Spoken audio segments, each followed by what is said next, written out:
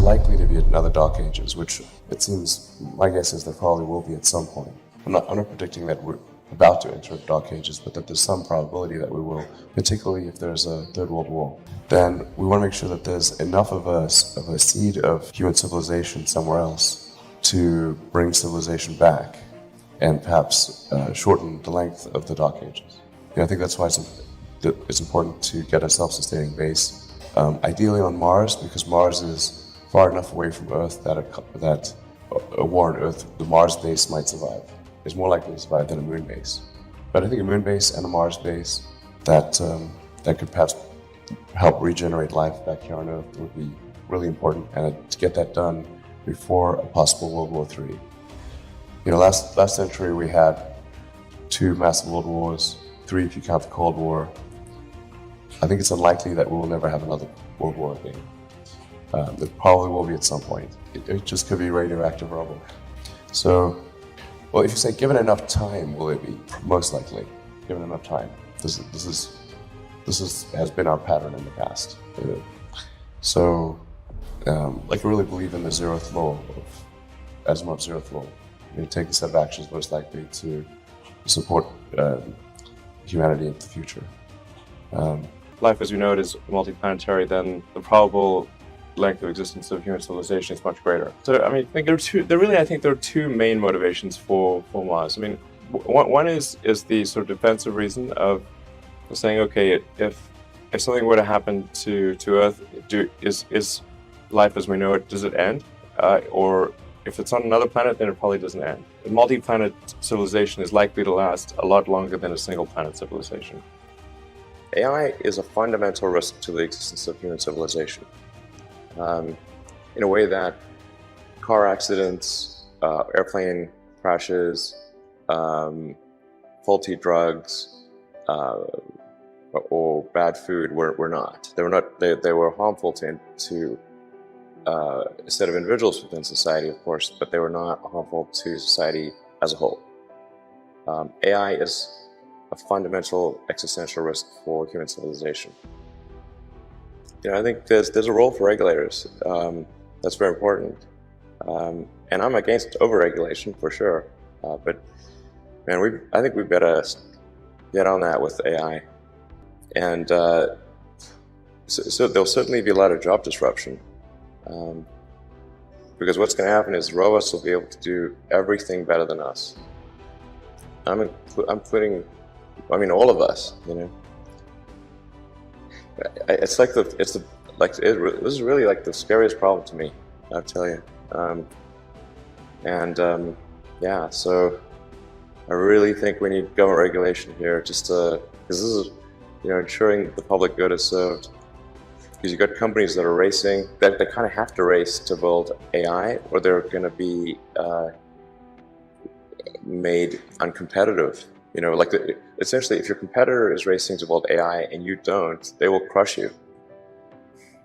There's something like 12% of jobs are transport. Transport will be one of the first things to go fully autonomous.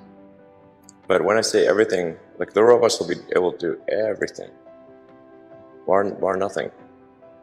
One of the roles of government is to ensure the public good, and to that dangers to the public are addressed. So that hence the regulatory thing. I think the first order of business would be to try to learn as much as possible. To understand the nature of the issues, to look closely at the progress that is being made, and the remarkable achievements of artificial intelligence. Last year, Go, which is quite a difficult game to beat, that people thought would never be beaten with by a computer. That a computer would either never beat the best human player, or that it was 20 years away. And last year, AlphaGo, which was done by DeepMind, which is a kind of a Google subsidiary, absolutely crushed the world's best player. So just that pace of progress is remarkable. And you can see more and more coming out. I think the robotics, you can see robots that can learn to walk from nothing. within hours, like way faster than any biological being. But the thing that's most dangerous is, and it's the hardest to kind of wrap, kind of get your arms around because it's not a physical thing, is kind of a deep intelligence in the network. You said, well, what harm could a deep intelligence in the network do? So, well, it could start a war by doing fake news and spoofing email accounts and fake press releases, and just by manipulating information. The pen is mightier than the sword. Let's say if you had an AI that was where the AI's goal was to maximize the value of a portfolio of stocks. One of the ways to maximize value would be to go long on defense, short on consumer, start a war. And then how could it do that? Well, hack into the Malaysian Airlines aircraft routing server, route it over a war zone, then send an anonymous tip that an enemy aircraft is flying overhead right now. I think the first order of business would be to gain insight. Right now, the government does not even have insight. And I think the right order of business would be to stand up a regulatory agency, initial goal, gain insight into the status of AI activity, make sure the situation is understood. Once it is, then put regulations in place to ensure public safety. So the rate of improvement is really dramatic. We have to figure out some way to ensure that the advent of digital superintelligence is one which is symbiotic with humanity. I think that's the single biggest existential crisis that we face, and the most pressing one. I'm not normally an advocate of regulation and oversight.